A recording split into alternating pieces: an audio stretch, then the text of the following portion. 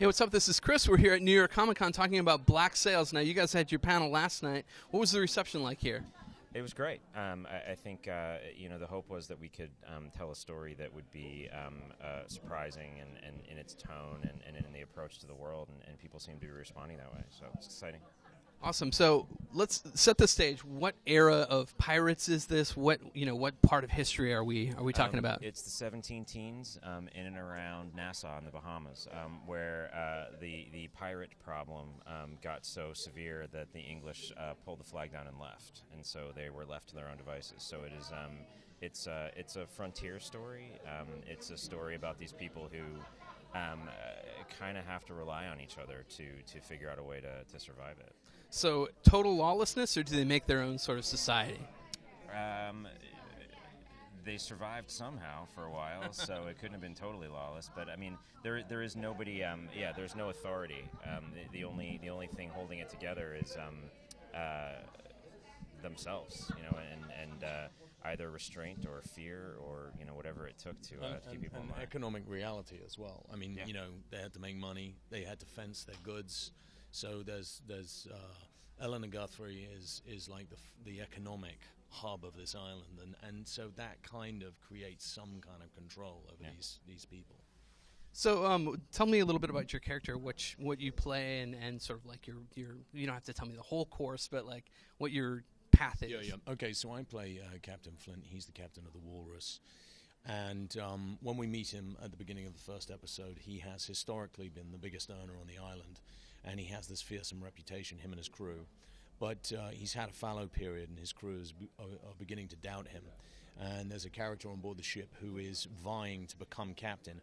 Now, these captaincies it was a democracy. They were elected captain. If you weren't coming up with the goods, then the crew would boot you out and they'd vote somebody else on. So we meet him on the back foot, trying to deal with a political situation on his boat. And at the same time, he's aiming to try and get this Spanish treasure bullion off this Spanish ship. But he's got to track down the ship. And that's his kind of super objective, is to get that treasure so that he'll have enough money to actually make the island of Nassau an independent place that can protect itself. Why do you think right now is the time to talk about pirates? Why is this the perfect time for the series? They've never really gone away. I mean, I think there have been so many different iterations of them, but I think it's really just in the last couple of years that you can make this show technically, financially, that the visual effects are good enough and fast enough and cheap enough to be able to create this world and to be able to create a place in history that doesn't exist anymore. A lot of the stuff I've seen in trailers makes it look very practical. So what's the mix like of practical and CG? Well, well, hopefully it'll be totally seamless for an audience. I mean, I've seen 7 out of the 8 episodes, and at times I had to pinch myself because I was like, where does this join up?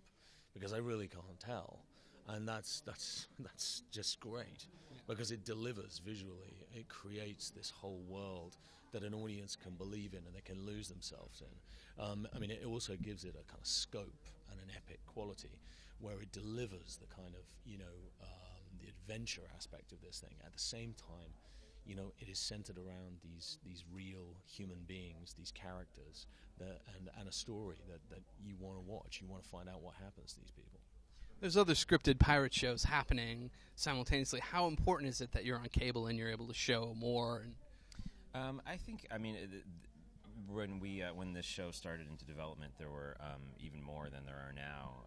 I think at a certain point you just have to hope that you're telling the best story you can tell, and if the show works, hopefully an audience will find it, and if it doesn't, then it doesn't really matter what else anybody's doing. So.